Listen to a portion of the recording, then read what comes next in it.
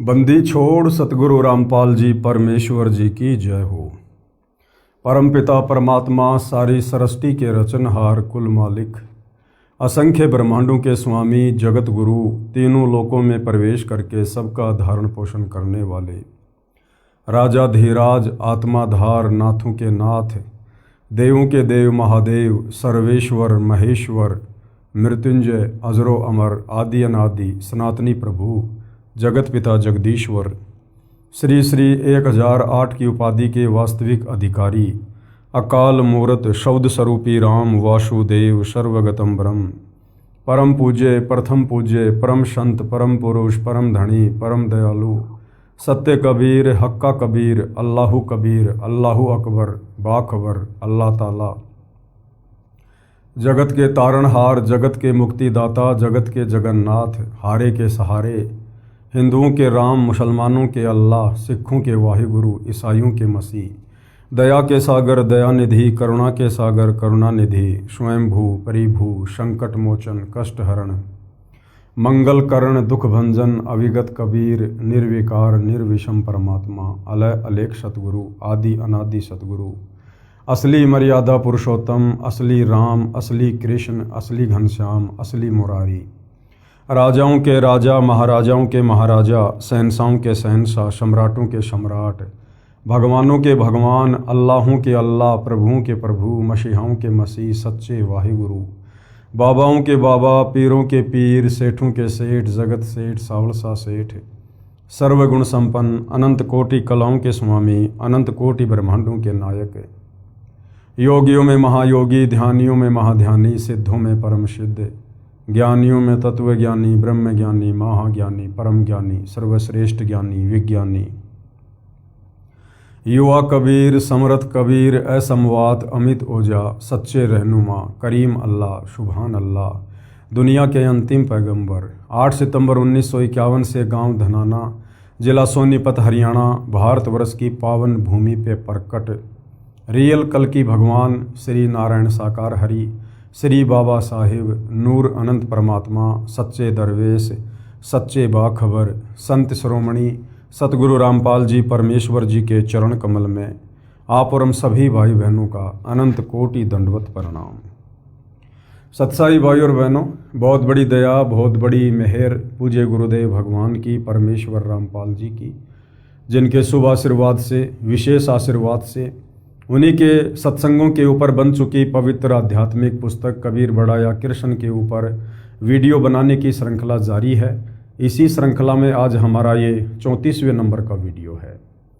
भाई और बहनों, इस पवित्र पुस्तक कबीर बड़ा या कृष्ण के प्रत्येक वीडियो से विशेषकर हिंदू समाज से जुड़े भाई बहनों को अध्यात्म को लेकर भक्ति मार्ग को लेकर शास्त्र अनुकूल सत साधना को लेकर वो तमाम जानकारियाँ उपलब्ध हो रही हैं, जो जानकारियाँ हमारे ही धर्म ग्रंथों में चारों वेदों में गीता जी में और पुराणों में वर्णित थी, लेकिन तत्व ज्ञान के अभाव से हमारे नादान धर्म गुरु वो जानकारी इन शास्त्रों से निकाल कर हमारे आत्मिक कल्याण के लिए हमें नहीं दे पाए।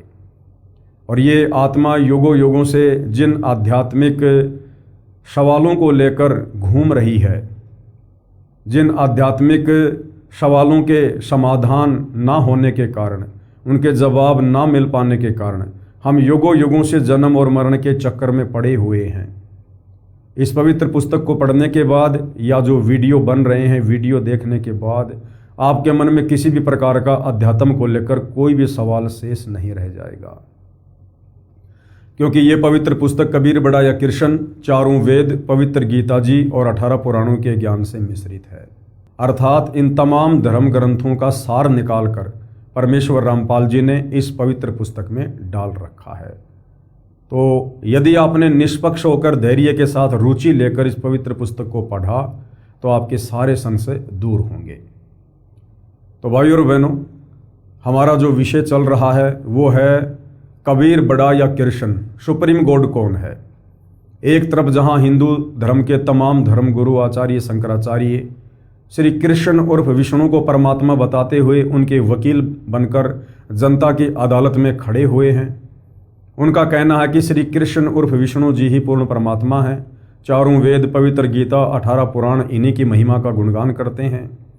यही सृष्टि को बनाते हैं, यही सृष्टि का पालन पोषण करते हैं और अंत में यही संहार करते हैं। ये अविनाशी हैं, अजर अमर हैं, इनके कोई माता पिता नहीं है और इन्हीं की भक्ति से मुक्ति होगी।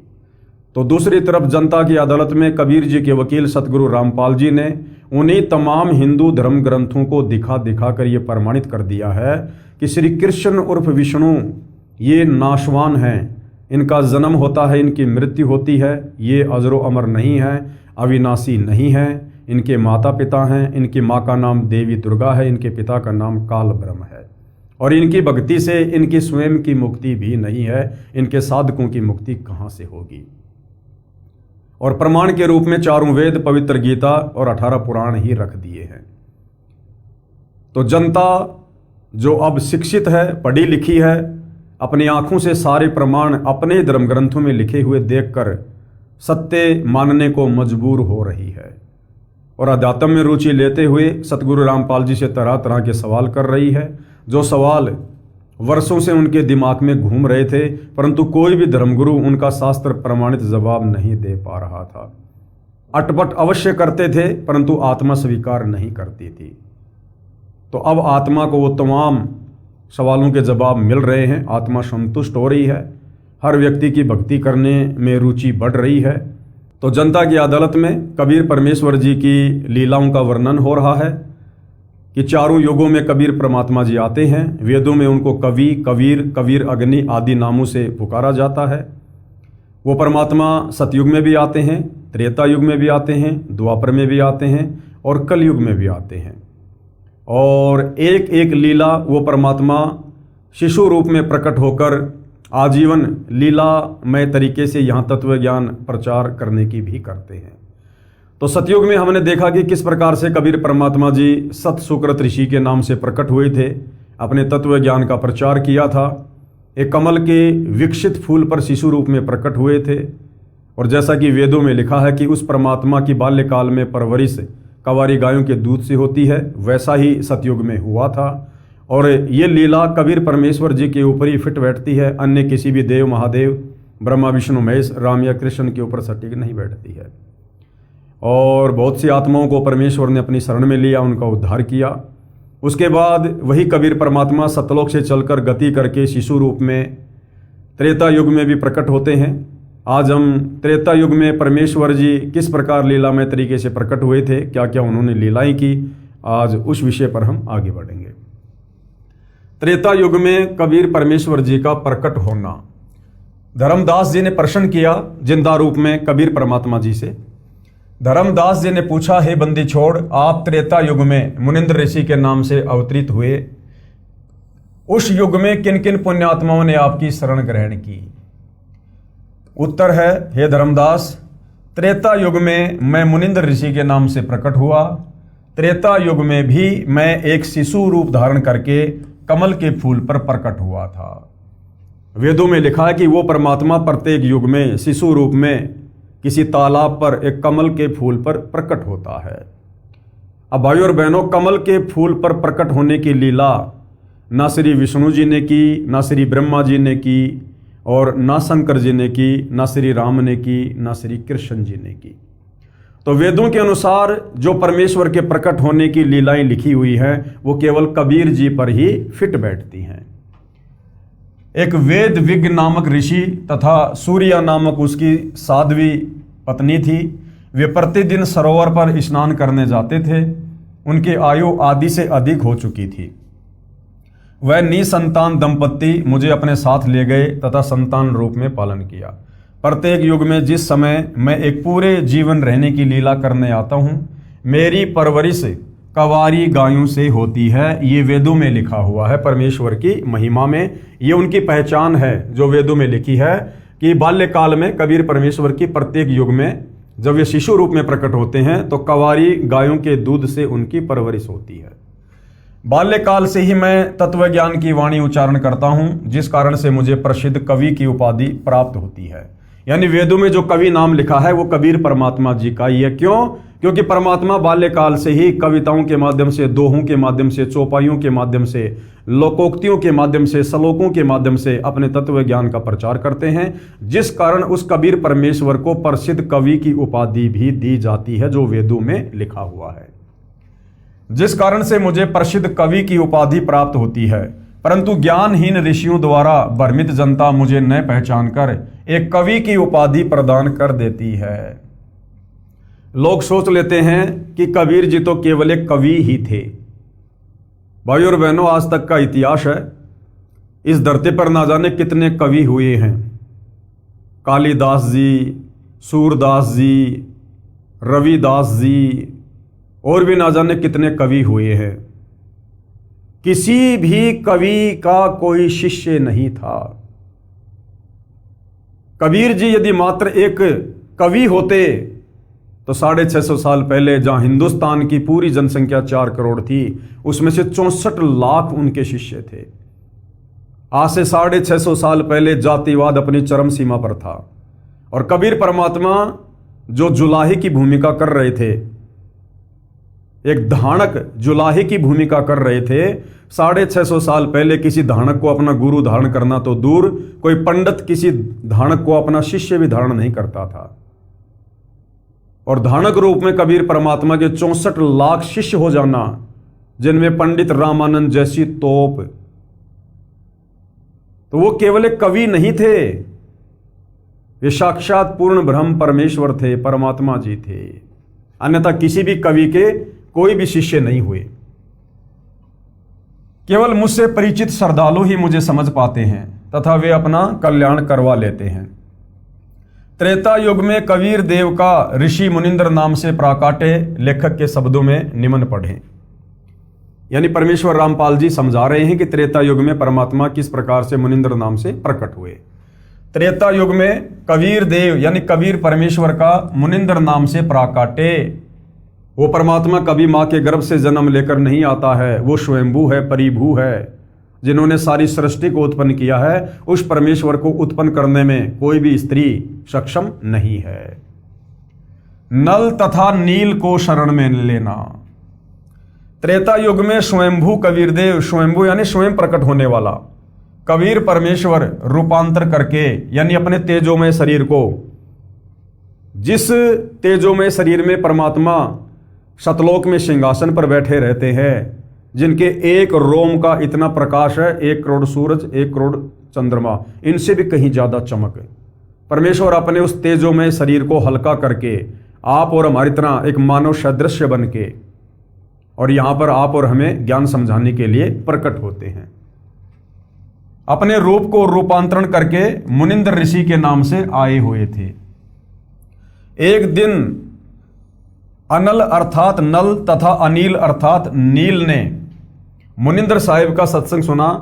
दोनों भगत आपस में मौसी के पुत्र थे। माता पिता का देहांत हो चुका था। नल तथा नील दोनों शारीरिक व मानसिक रोग से अत्यधिक पीड़ित थे। सर्व ऋषियों व संतों से कष्ट निवारण की प्रार्थना कर चुके थे। सर्व ऋषियों व संतों ने बताया था कि ये आपका प्रारब्ध का पाप कर्म का दंड है। यानी नल और नील, ये तेरे भाग्य में लिखा हुआ है, ये तुम्हारी किस्मत में लिखा हुआ है, ये नहीं कट सकता, ये दुख तुमने भोगना ही पड़ेगा। उन तमाम साधु संत महात्मा ऋषियों ने जवाब दिया, ये आपको भोगना ही पड़ेगा, इसका कोई समाधान नहीं है। दोनों दोस्त जीवन से निराश होकर मृत्यु की प्रतीक्षा कर रहे थे। सत्संग के उपरांत जो ही दोनों ने परमेश्वर कबीर देव यानी कबीर परमेश्वर उर्फ मुनिंद्र ऋषि जी के चरण छुए तथा परमेश्वर मुनिंद्र जी ने सिर पर हाथ रखा तो दोनों का असाध्य रोग छू मंतर हो गया, अर्थात दोनों नल तथा नील स्वस्थ हो गए। इस अद्भुत चमत्कार को देखकर प्रभु के चरणों में गिर गिर कर घंटों रोते रहे तथा कहा, आज हमें प्रभु मिल गया जिसकी हमें वर्षों से खोज थी। उससे प्रभावित होकर ऋषि मुनिंद्र जी से नाम दीक्षा ले लिया। मुनिंद्र साहिब जी के साथ ही सेवा में रहने लगे। पहले ऋषियों व संतों का समागम पानी की व्यवस्था देखकर नदी के किनारे होता था।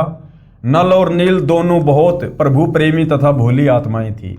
परमात्मा में श्रद्धा बहुत हो गई थी, सेवा बहुत किया करते थे। समागमों में रोगी व वृद्ध व विकलांग भक्तजन आते तो उनके कपड़े धोते तथा बर्तन साफ करते, उनके लोटे और गिलास साफ कर दिया करते थे, परंतु थे भोले से दिमाग के। कपड़े धोने लग जाते तो सत्संग में जो प्रभु की कथा सुनी होती उसकी चर्चा करने लग जाते। दोनों भगत प्रभु चर्चा में बहुत मस्त हो जाते और वस्तुएं दरिया के जल में कब डूब जाती उनको पता भी नहीं चलता। किसी की 4 वस्तु लेकर जाते तो 2 वस्तु वापस ला कर देते थे। भगत जन कहते थे कि भाई आप सेवा तो बहुत करते हो, परंतु हमारा तो बहुत काम बिगाड़ देते हो। अब ये खोई हुई वस्तुएं हम कहाँ से लेकर आए? आप हमारी सेवा ही करनी छोड़ दो, हम अपनी सेवा आप ही कर लिया करेंगे। नल तथा नील रोने लग जाते थे कि हमारी सेवा न छीनो, अब की बार नहीं खोएंगे, परंतु फिर वही काम करते, प्रभु की चर्चा में लग जाते और वस्तुएं डूब जाती। भगत जनों ने मुनिंदर जी से प्रार्थना की कि आप नल तथा नील को समझाओ, ये न तो मानते हैं और कहते हैं तो रोने लग जाते हैं। हमारी तो आदि वस्तुएं भी वापस नहीं लाते। बर्तन व वस्त्र धोते समय वे दोनों भगवान की चर्चा में मस्त हो जाते हैं और वस्तुएं डूब जाती हैं। मुनिंदर साहिब ने 1-2 बार नल नील को समझाया, वे रोने लग जाते थे कि साहिब हमारी ये सेवा ना छीनो। सतगुरु मुनिंदर साहिब ने आशीर्वाद देते हुए कहा, बेटा नल तथा नील खूब सेवा करो, आज के बाद आपके हाथ से कोई भी वस्तु चाहे पत्थर या लोहा भी क्यों ना हो जल में नहीं डूबेगी। नल और नील को त्रेता युग में मुनिंदर नाम से आए हुए कबीर परमेश्वर जी ने आशीर्वाद दिया था कि मैं तुम्हें आशीर्वाद देता हूं, आज के बाद तुम्हारे हाथों से जल में छोड़ी गई कोई भी वस्तु नहीं डूबेगी, चाहे पत्थर हो चाहे लोहा हो। आगे का जो प्रकरण है भाइयों और बहनों, वो नल और नील के इस आशीर्वाद से जुड़ा हुआ है। समुद्र पर रामचंद्र के पुल के लिए पत्थर तैराना। अब भाइयों और बहनों, रामायण के इस प्रकरण को लेकर जब श्री रामचंद्र जी समुद्र पर पुल बनाने की तैयारी कर रहे थे, तरह तरह की भ्रांतियां, तरह तरह की अफवाहें हमारे हिंदू समाज में फैली हुई थी। कोई कह दिया करता था श्री रामचंद्र जी समर्थ थे, उनके आशीर्वाद से पानी पर पत्थर तैर गए। कोई कहता था हनुमान जी ने पत्थरों पर राम राम लिख दिया, जिस कारण से पत्थर तैर गए। यानी ना कोई सिर था ना कोई पैर था। अब वास्तव में जिसने पत्थर तैराए थे वही तो आकर बता सकता है।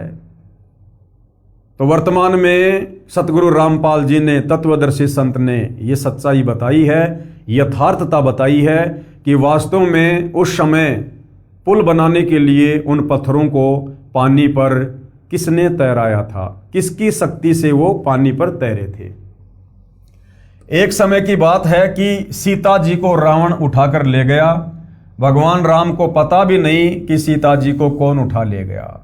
दुनिया श्री रामचंद्र जी को, दशरथ पुत्र श्री रामचंद्र जी को परमात्मा की संज्ञा देती है, अंतर्यामी की संज्ञा देती है। अगर श्री रामचंद्र जी परमात्मा होते, अंतर्यामी होते, तो क्या अंतर्यामी भगवान को यह भी पता ना चलता कि मेरी पत्नी को कौन उठा कर ले गया है?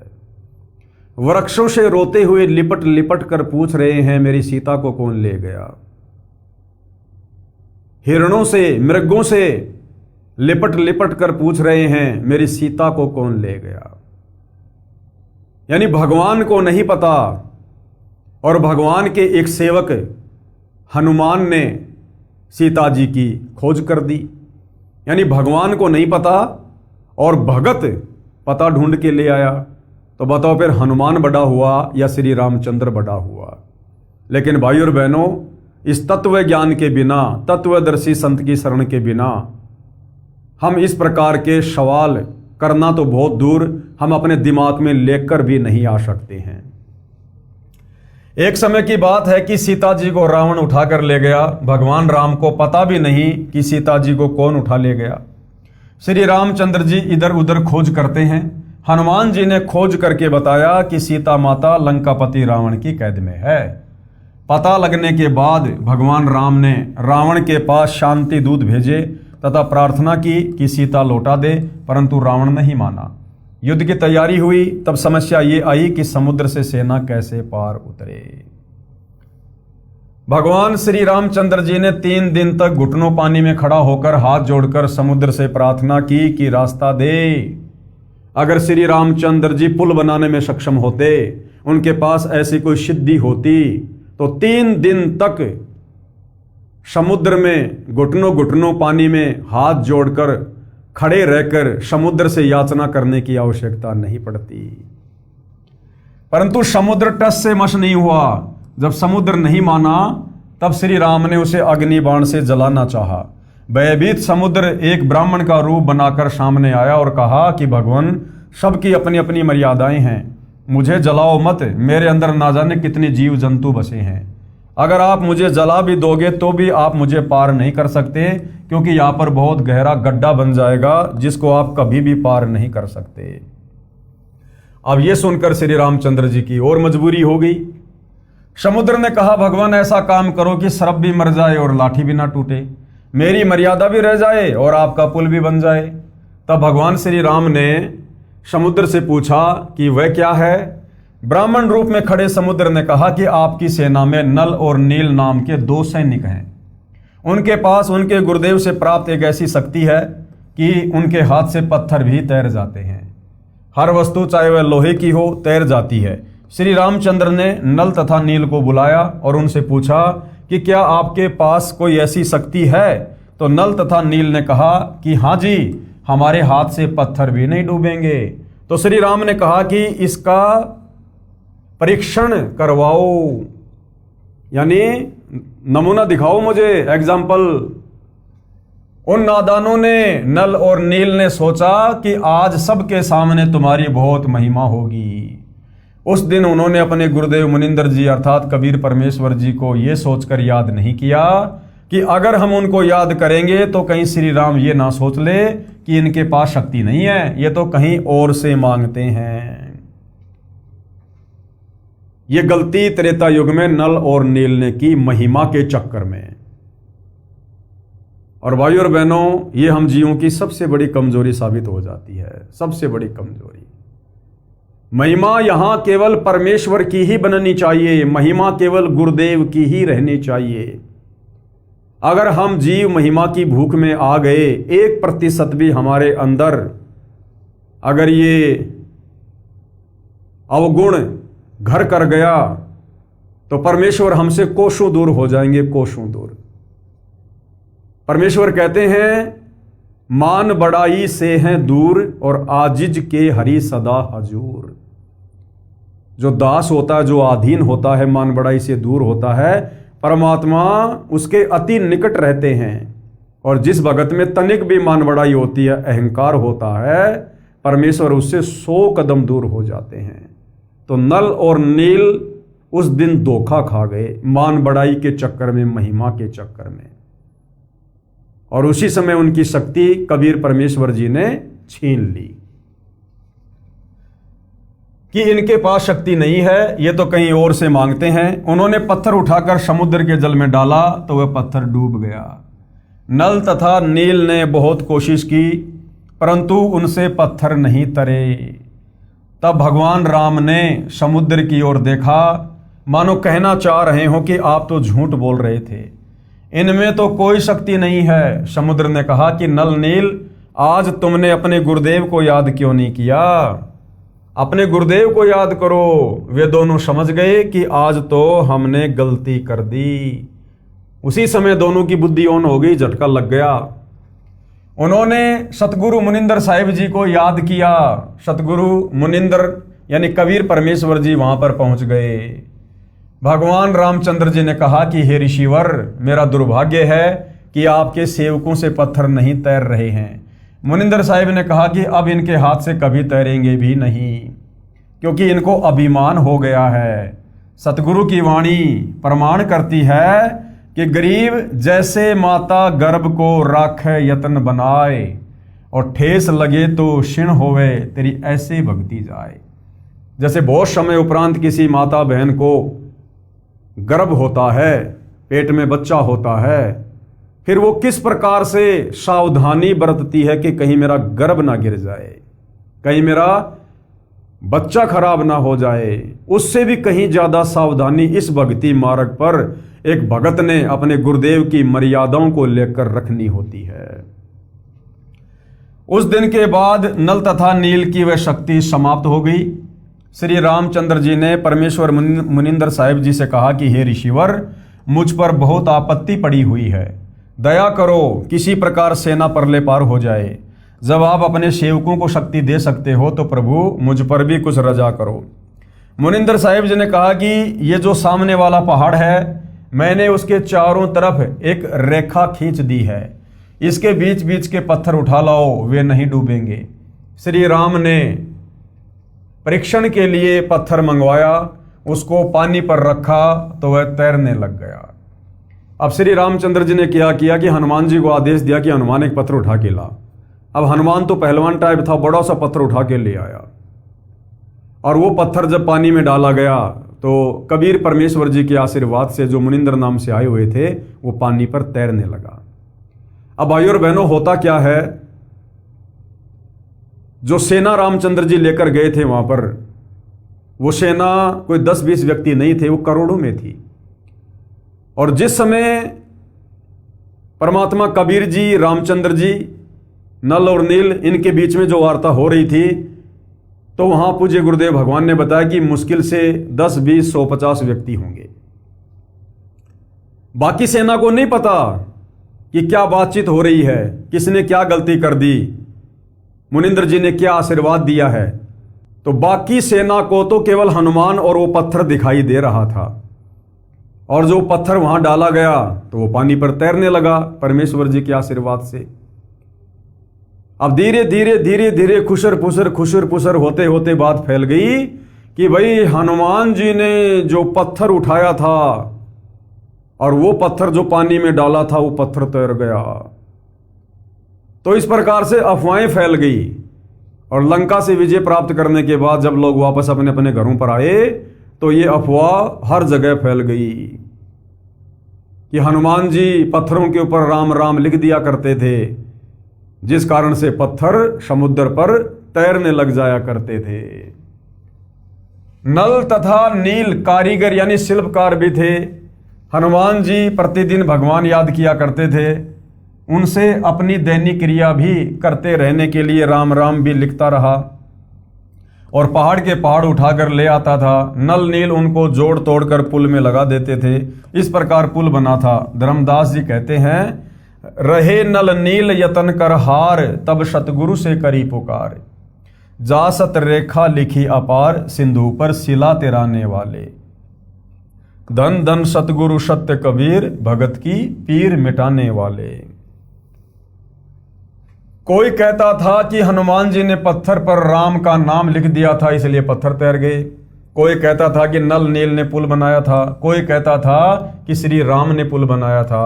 परंतु ये सत्य कथा ऐसे है जो ऊपर लिखी है, यानी सच्चाई ये है जो अभी परमेश्वर रामपाल जी के कर कमल से लिखा हुआ हमने पढ़ा है।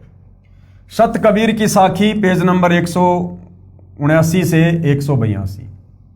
पीव पिछाण को अंग, कबीर तीन देव को सब कोई ध्यावे, चौथे देव का मर्म न पावे। और चौथा छोड़ पंचम को ध्यावे, कहे कबीर सो हम पर आवे।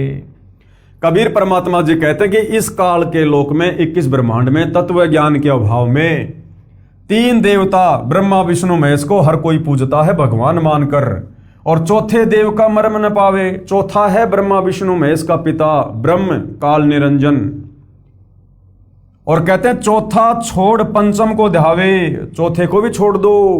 काल ब्रह्म की भक्ति से भी मोक्ष नहीं है। चौथा छोड़ पंचम को ध्यावे। पांचवा कौन है? कबीर परमात्मा। जो कोई कबीर परमेश्वर जी को इष्ट मानकर पूजेगा, कहे कबीर सो हम पर आवे। यानी अपनी महिमा परमात्मा खुद ही बता रहे हैं कि उसका पूर्ण मोक्ष होगा, वो आत्मा सतलोक जाएगी। आगे क्या बताया? कबीर ओंकार निश्चय भया, ये करता मत जान। ओंकार, ये जो ओम मंत्र है, इस काल ब्रह्म का है। कहते हैं इसको पूर्ण परमात्मा मान के धोखा मत खाओ। साचा शब्द कबीर का पर्दे माही पहचान। तत्वदर्शी संत से उपदेश लेकर कबीर परमेश्वर का वास्तविक मोक्ष वाला मंत्र क्या है उसको पहचानो। कबीर राम कृष्ण अवतार हैं, इनका ना ही संसार। ये श्री राम श्री कृष्ण ये तो केवल अवतार हैं। कभी यहां ब्रह्मा जी का कोई अवतार आ जाता है काल प्रेरणा से, कभी विष्णु का, कभी शंकर का। तो राम और कृष्ण तो श्री विष्णु जी के अवतार थे। इनका ना ही संसार, इन्होंने सृष्टि को नहीं रचा। और जिन साहिब संसार किया और जिस परमात्मा ने पूरी सृष्टि को रचा, सो किन्हुन जन्या नार।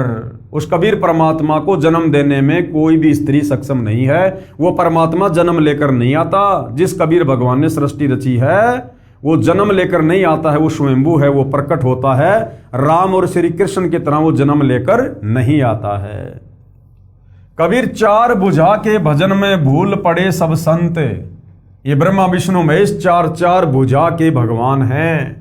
कहते हैं इन्हीं की भक्ति में पूरा संसार भूला हुआ है, इनसे ऊपर किसी को परमात्मा नहीं मानता। कबीरा सुमरो तासु को जाके भुजा अनंत। और अपने आप को छुपाते हुए कबीर परमात्मा कह रहे हैं कि मैं कबीर तो उस भगवान की भक्ति करता हूं जिसकी भुजा अनंत है, जो अनंत कोटि कलाओं का स्वामी है, अर्थात सारी सृष्टि का मालिक कबीर भगवान। कबीर समुद्र पाट लंका गए सीता को भरतार। और ताही अगस्त मुनि पी गयो इनमें कौन करतार। परमेश्वर हमें समझाना चाहते हैं कि नादानो, तुमने केवल श्री रामचंद्र जी को इसी बात से भगवान मान लिया कि उन्होंने समुद्र के ऊपर पुलिया बना दिया था। हालांकि पुलिया किसने बनाया ये हमें अब पता चल गया। फिर भी जैसा भी हम लोकवेद में सुना करते थे दंत कथा में कि श्री रामचंद्र जी ने पुल बना दिया। चलो तुम्हारे अनुसार श्री रामचंद्र जी ने पुल बना दिया, जिस कारण से तुम उसको परमात्मा मानते हो। तो परमेश्वर कहते हैं कि एक अगस्त नाम का ऋषि था, उसने तो सातों समुद्रों को एक घूंट में पी लिया था अपनी सिद्धि शक्ति से। तुम्हारे रामचंद्र जी ने तो केवल समुद्र पे पुलिया ही बनाया। अगस्त ऋषि ने तो एक घूंट में सातों समुद्रों को सुखा दिया था। तो बताओ फिर सबसे बड़ा भगवान कौन। अगर इसी आधार से तुम रामचंद्र को भगवान मानते हो तो फिर तो अगस्त मुनि तुम्हारे रामचंद्र जी से भी बड़ा भगवान हुआ। लेकिन ये पहचान भगवान की नहीं है। कबीर गिरवर धार्यो कृष्ण जी। गिरवर का अर्थ होता है पहाड़ों में श्रेष्ठ पहाड़। गिरी मानी पहाड़, वर यानी श्रेष्ठ। गिरवर धार्यो कृष्ण जी यानी श्री कृष्ण जी ने द्रोणागिरी गिरवर को, पहाड़ को उठा लिया था। और द्रोणागिरी हनुमंत, और हनुमान जी ने द्रोणागिरी पहाड़ को उठा लिया था संजीवनी बूटी के लिए। और शेष नाग सब सृष्टि सहारी, इनमें कौन भगवंत। यानी परमात्मा जी पाखंड का खंडन कर रहे हैं कि तुम श्री कृष्ण जी को मात्र इसलिए भगवान मानते हो कि उन्होंने द्रोणागिरी पहाड़ को उठा लिया था। हालांकि उस पहाड़ को श्री कृष्ण जी का रूप बनाकर कबीर परमात्मा जी ने ही उठाया था। जिस प्रकार समुद्र पर उन्होंने वो पत्थरों को हल्का करके रामचंद्र जी का पुलिया बनवाया था। लेकिन चलो श्री कृष्ण जी को महिमा दे दो कि तुम श्री कृष्ण को केवल इसीलिए भगवान मान रहे हो कि भाई उसने गोवर्धन पहाड़ को उठा लिया था। अगर इस आधार से श्री कृष्ण भगवान है तो गोवर्धन पहाड़ से भी कई गुना बड़ा तो द्रोणागिरी पहाड़ था जिसको हनुमान जी ने उठाया। हालांकि हनुमान जी के रूप में उस पहाड़ को भी कबीर भगवान ने उठाया था, ये तत्व ज्ञान कहता है, सूक्ष्म वेद कहता है। लेकिन मान लो कि द्रोणागिरी पहाड़ को हनुमान जी ने उठा लिया, तो द्रोणागिरी पर्वत तो गोवर्धन से बहुत लंबा चौड़ा है, बहुत बड़ा था। तो इस आधार से तो श्री कृष्ण जी से बड़ा भगवान हनुमान हुआ। और फिर तुम ये कहते हो कि शेष नाग ने सारी सृष्टि उठा रखी है, जिस पर तुम्हारा वो द्रोणागिरी पहाड़ भी है, गोवर्धन पहाड़ भी है। तो बताओ फिर श्री कृष्ण और हनुमान से बड़ा भगवान तो फिर शेषनाग हुआ जिसने पूरी पृथ्वी को उठा रखा है। हालांकि ये लोकवेद है, दंत कथा है।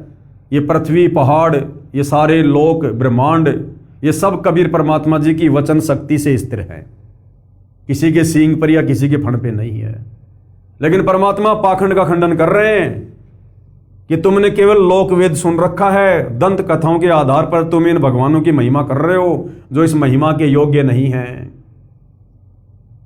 इस सारी सृष्टि को कबीर परमेश्वर जी ने रचा है, बनाया है, और उस कबीर परमात्मा के लिए रत्ती भर भी भार नहीं है सारी सृष्टि का, रत्ती भर भी। परमेश्वर कहते हैं अनंत कोटि ब्रह्मांड का एक रत्ती नहीं भार, और सतगुरु पुरुष कबीर हैं ये कुल के सृजनहार। कबीर काटे बंधन विपत्ति में कठिन किया संग्राम, चीनोरे नर प्राणियां गरुड़ बड़ो की राम। अब परमेश्वर हमें समझाना चाहते हैं, हमारी बंद बुद्धि को खोलना चाहते हैं कि तुम जिस विष्णु अवतार श्री रामचंद्र जी को परमात्मा मानकर पूज रहे थे, विचार करो जब श्री रामचंद्र जी और रावण के बीच में युद्ध हो रहा था तो श्री रामचंद्र उसके भाई लक्ष्मण को, अंगद को, सुग्रीव को, हनुमान को, जितने बड़े बड़े योद्धा थे, और रामचंद्र जी की पूरी सेना को जो करोड़ों में थी, अपनी सिद्धि शक्ति से रावण ने नाग फांस में बांध दिया था। यानी अपनी सिद्धि से नाग रावण ने जो है प्रकट कर दिए थे और उन नागों ने यानी उन सर्पों ने लपेटे दे दिए सबके, जैसे एक को बांध दिया करते हैं उस प्रकार से सबको अपने लपेटे में ले लिया उन सर्पों ने। यानी वो युद्ध करने की स्थिति में नहीं रहे। उस समय तुम्हारे श्री रामचंद्र जी ने, जिनको तुम परमात्मा कहते हो, समर्थ कहते हो, उन्होंने अपने वाहन गरुड़ पक्षी से याचना की, उसको पुकारा कि मेरी रक्षा करो। और कहते हैं उसी समय वो गरुड़ पक्षी आया और सिद्धि से बहुत सारे गरुड़ उत्पन्न हो गए और अपनी चोंच से उन सर्पों को काटा। हालांकि भाइयों और बहनों, जब स्वामी फैल हो गया तो सेवक की बेचारी की क्या हैसियत है कि वो अपने स्वामी के बंधन काट दे। तो उस गरुड़ के रूप में भी उस सेना के बंधन इस कबीर भगवान ने ही काटे थे। ये सूक्ष्म वेद कहता है, ये तत्व ज्ञान कहता है। तो कहने का मतलब है, दंत कथा के आधार से जो हम सुनते थे कि श्री रामचंद्र जी सहित उनकी सेना को नाग फांस में बांध दिया गया था, फिर उनके वाहन ने, उस गरुड़ पक्षी ने आकर उनको बंधन मुक्त किया। तो बताओ फिर वो गरुड़ पक्षी बड़ा हुआ या श्री राम बड़ा हुआ, जिसने श्री राम के भी बंधन काटे आपत्ति के समय? तो फिर बड़ा कौन हुआ, गरुड़ बड़ा हुआ या रामचंद्र बड़ा हुआ? यानी कोई सिर पैर भाई और बहनों अध्यात्म का आज से पहले नहीं था। अब परमेश्वर रामपाल जी ने आकर अपना तत्व ज्ञान देकर अपने आशीर्वाद से सबकी बुद्धि ऑन की है। कबीर कहे कबीर चित चेत हूं शब्द करो निर्वार, और श्री राम ही करता कहते हैं भूल पड़े संसार। कबीर जिन राम कृष्ण व निरंजन कियो सो तो करता न्यार, अंधा ज्ञान न बूझ ही कहे कबीर विचार। परमेश्वर कबीर जी द्वारा विभीषण तथा मंदोदरी को शरण में लेना। अब ये भी हमारे विशेषकर हिंदू समाज में एक बहुत बड़ी भ्रांति है कि विभीषण श्री रामचंद्र जी का भगत था। नहीं, विभीषण श्री रामचंद्र जी की भक्ति नहीं करता था। विभीषण वास्तव में कबीर परमेश्वर जी की भक्ति करता था। कबीर परमेश्वर जी का शिष्य था, जो कबीर परमेश्वर त्रेता युग में मुनिंदर ऋषि के नाम से प्रकट थे। और जब मुनिंदर ऋषि जी रावण की नगरी में गए, लंका में गए, तो वहां पर विभीषण ने और मंदोदरी ने उनसे उपदेश ग्रहण किया था। परमेश्वर मुनिंदर जी अनल अर्थात नल तथा अनिल अर्थात नील को शरण में लेने के उपरांत श्री लंका में गए।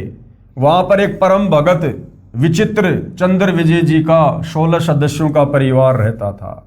वे भाट जाति में उत्पन्न पुण्यकर्मी प्राणी थे।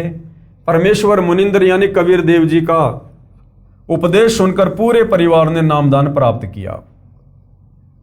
परम भगत विचित्र चंद्र विजय जी की पत्नी भगतमती करमवती लंका के राजा रावण की रानी मंदोदरी के पास नौकरी यानी सेवा करती थी। रानी मंदोदरी को हंसी मजाक, अच्छे मंदे चुटकुले सुनाकर उसका मनोरंजन कराती थी। भगत चंद्र विजय राजा रावण के पास दरबार में नौकरी सेवा करता था। राजा की महिमा के, उसकी बड़ाई के गाने सुनाकर उसे प्रसन्न करता था। भगत विचित्र चंद्र विजय की पत्नी भगतमती करमवती परमेश्वर से उपदेश प्राप्त करने के उपरांत रानी मंदोदरी को प्रभु चर्चा, जो सृष्टि रचना अपने सतगुरुदेव मुनिंदर जी से सुनी थी, प्रतिदिन सुनाने लगी। भगतमती मंदोदरी रानी को अति आनंद आने लगा। कई कई घंटों तक प्रभु की सतकथा को भगतमती करमवती सुनाती रहती तथा मंदोदरी की आंखों से आंसू बहते रहते, क्योंकि मंदोदरी भी पूर्व जन्मों की कबीर परमेश्वर जी की अच्छी आत्मा थी। एक दिन रानी मंदोदरी ने करमवती से पूछा, आपने ये ज्ञान किससे सुना है? आप तो बहुत अनाप शनाप बातें किया करती थी। इतना बदलाव परमात्मा तुल्य संत बिना नहीं हो सकता।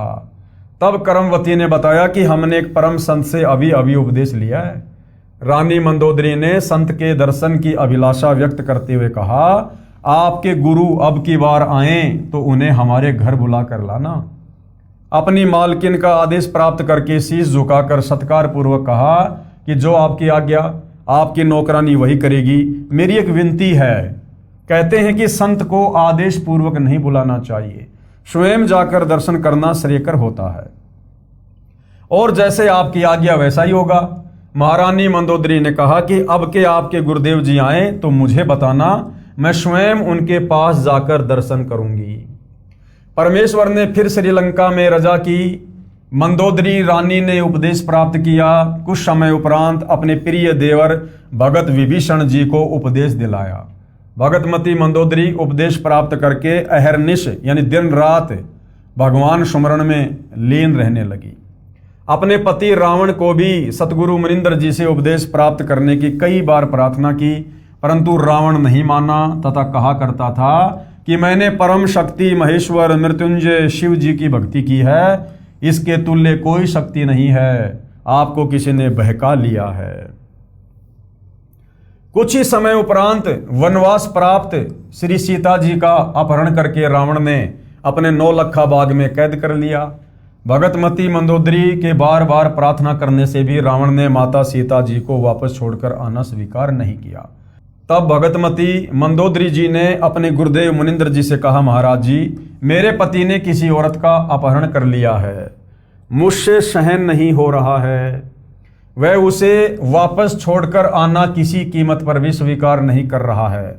आप दया करो मेरे प्रभु, आज तक जीवन में मैंने ऐसा दुख नहीं देखा था। परमेश्वर मुनिंदर जी ने कहा कि बेटी मंदोदरी, ये औरत कोई साधारण स्त्री नहीं है। श्री विष्णु जी को श्रापवश पृथ्वी पर आना पड़ा है।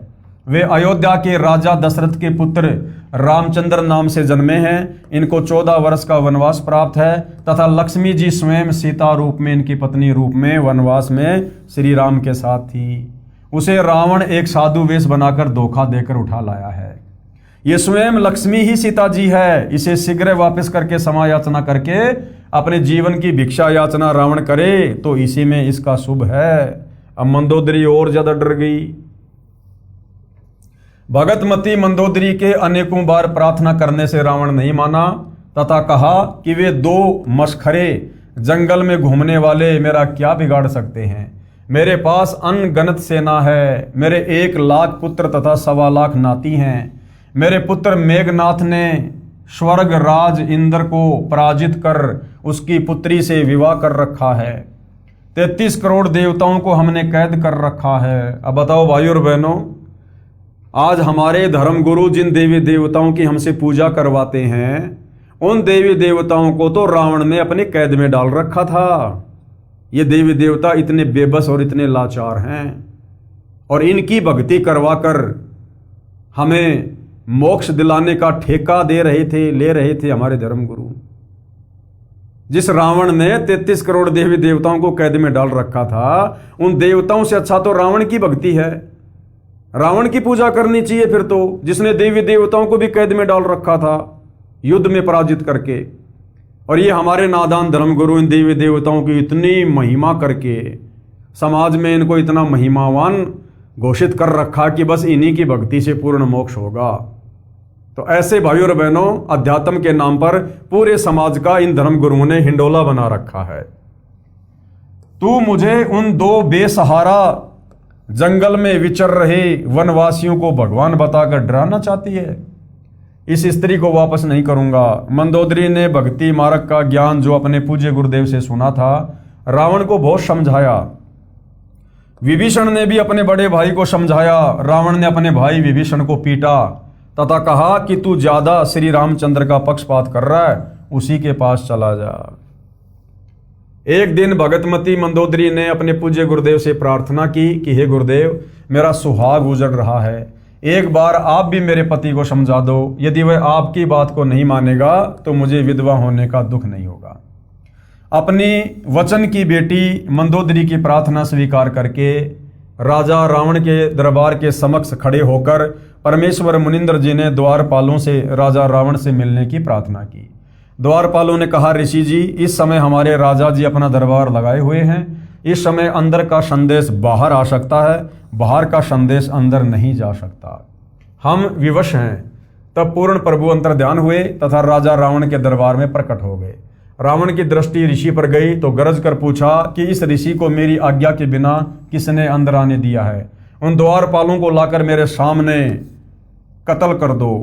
तब परमेश्वर ने कहा, राजन, आपके द्वारपालों ने स्पष्ट मना कर दिया था। उन्हें पता नहीं कि मैं कैसे अंदर आ गया। रावण ने पूछा कि तू अंदर कैसे आया? तब पूर्ण प्रभु मुनिंद्र वेश में अदृश्य होकर पुनः प्रकट हो गए तथा कहा कि मैं ऐसे आ गया। रावण ने पूछा कि आने का कारण बताओ। तब प्रभु ने कहा कि आप योद्धा होकर एक अबला का अपहरण कर लाए हो। ये आपकी शान और शूरवीरता के खिलाफ है। सीता कोई साधारण औरत नहीं है, ये स्वयं लक्ष्मी जी का अवतार है। श्री रामचंद्र जी जो इसके पति हैं वे स्वयं विष्णु हैं। इसे वापस करके अपने जीवन की भिक्षा मांगो, इसी में आपका श्रेय है, यानी आपका हित है, आपका भला है। इतना सुनकर तमोगुण भगवान शिव का उपासक रावण क्रोधित होकर नंगी तलवार लेकर सिंहासन से दौड़ता हुआ कूदा तथा उस नादान प्राणी ने तलवार के अंधाधुंध 70 वार ऋषि जी को मारने के लिए किए। परमेश्वर मुनिंद्र जी ने एक झाड़ू की सींक हाथ में पकड़ी हुई थी, उसको ढाल की तरह आगे कर दिया। रावण के 70 वार उस नाजुक सींक पर लगे। ऐसे आवाज हुई जैसे लोहे के खंभे पर तलवार लग रही हो, और सींक टक से मश भी नहीं हुई। रावण को पसीने आ गए, फिर भी अपने अहंकार वश नहीं माना। ये तो जान लिया कि ये कोई साधारण ऋषि नहीं है। रावण ने अभिमान वश कहा कि मैंने आपकी एक भी बात नहीं सुननी है, आप जा सकते हैं। परमेश्वर जी अंतर्ध्यान हो गए तथा मंदोदरी को सर्व वृत्तांत सुनाकर प्रस्थान किया। रानी मंदोदरी ने कहा, गुरुदेव, अब मुझे विधवा होने में कोई कष्ट नहीं होगा। श्री रामचंद्र व रावण का युद्ध हुआ, रावण का वध हुआ। जिस लंका के राज्य को रावण ने तमोगुण भगवान शिव की कठिन साधना करके 10 बार शीश न्योछावर करके प्राप्त किया था, वह क्षणिक सुख भी रावण का चला गया तथा नरक का भागी हुआ। इसके विपरीत पूर्ण परमात्मा के सतनाम साधक विभीषण को बिना कठिन साधना किए पूर्ण प्रभु की सत्य साधना व रजा से लंका देश का राज्य भी प्राप्त हुआ, क्योंकि रावण के मरने के बाद में विभीषण का राज्याभिषेक कर दिया गया था। हजारों वर्षों तक विभीषण ने लंका का राज्य का सुख भोगा तथा प्रभु कृपया से राज्य में पूर्ण शांति रही। सभी राक्षस व्यक्ति विनाश को प्राप्त हो चुके थे।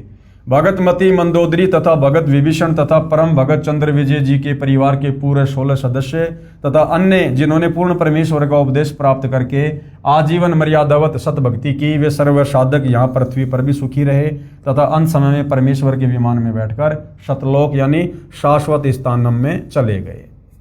इसलिए पवित्र गीता अध्याय 7 श्लोक 12 से 15 में कहा है कि तीनों गुणों रजगुण ब्रह्मा जी, सतगुण विष्णु जी और तमगुण शिव जी की भक्ति साधना से मिलने वाली क्षणिक सुविधाओं के द्वारा जिनका ज्ञान हरा जा चुका है, वे राक्षस स्वभाव वाले मनुष्यों में नीच दुष्कर्म करने वाले मूर्ख मुझकाल ब्रह्म को भी नहीं भजते।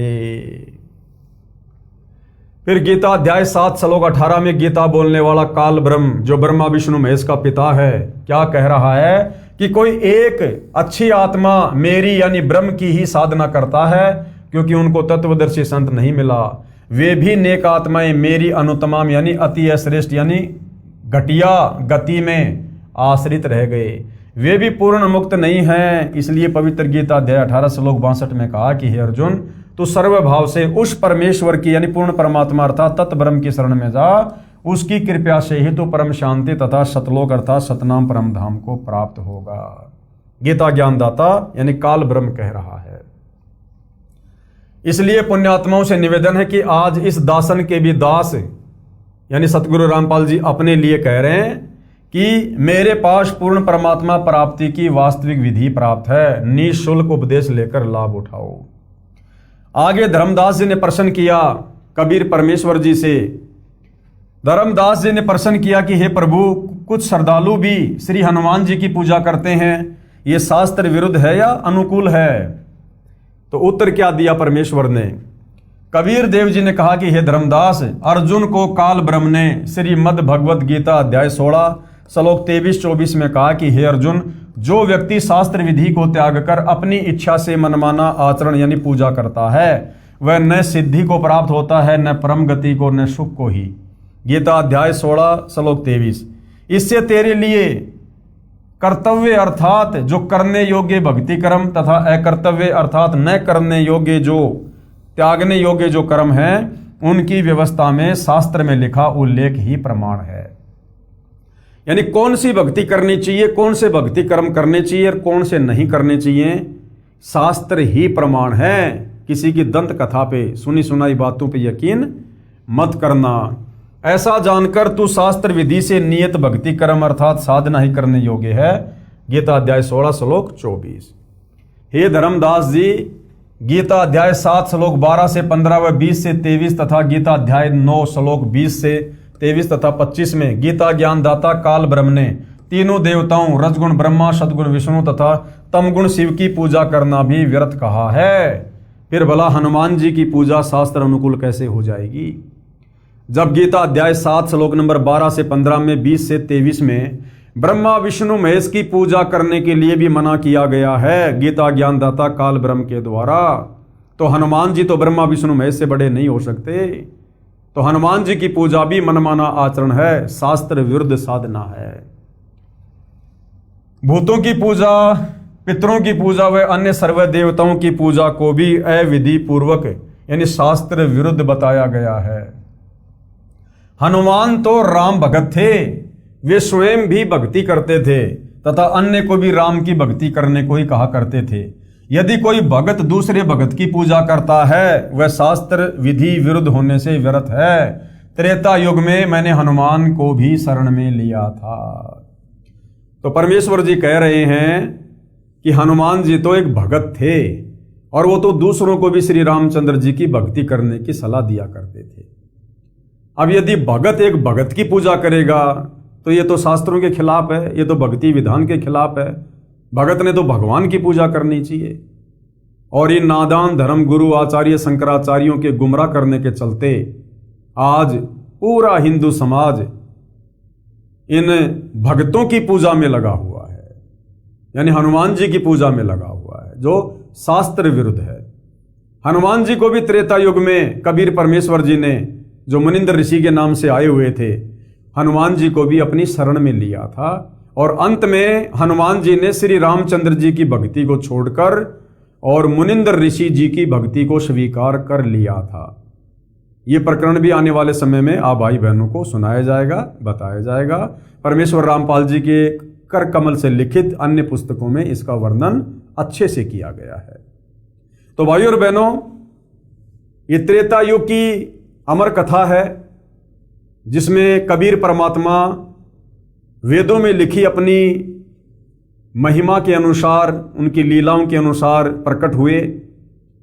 नल और नील को अपनी शरण में लिया, मंदोदरी को लिया, विभीषण को लिया, राजा चंद्र विजय और उसके परिवार को लिया।